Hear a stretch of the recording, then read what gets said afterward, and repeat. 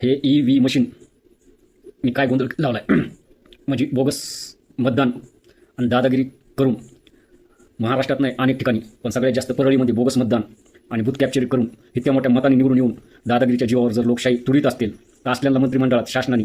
व महाराष्ट्राचे होणारे मुख्यमंत्री फडणवीस साहेबांनी असल्या लोकांना मंत्रिमंडळात घेतले नाही पाहिजे. त्यापेक्षा परत एकदा निवडणूक जिंकून बहुमताने त्यांनी परत आपली शक्ती दाखवली पाहिजे. आता या EV मशीनबद्दल तर मी बरंच काही बोलू शकतोय पण मी चॅनलवाल्यांना ती मुलाखत देऊ शकतोय की हे होऊ शकतंय अशक्य का शक्य आहे. ज्याला अनुभव आहे कोर्टात गेल्यानंतर पुरावे मागतात आणि पुरावे दिल्यानंतर सजा होती. धनंजय मुंडेसारख्या माणसाला पहिल्यापासून राजकारणी पहिलं तर काय माहीत नव्हतं पण इतक्या प्रकारे दादागिरी करून त्यांच्या कार्यकर्त्यांनी आणि परळीतच नाही झालं अख्ख्या महाराष्ट्रामध्ये बऱ्याच ठिकाणी झालं दादागिरी करून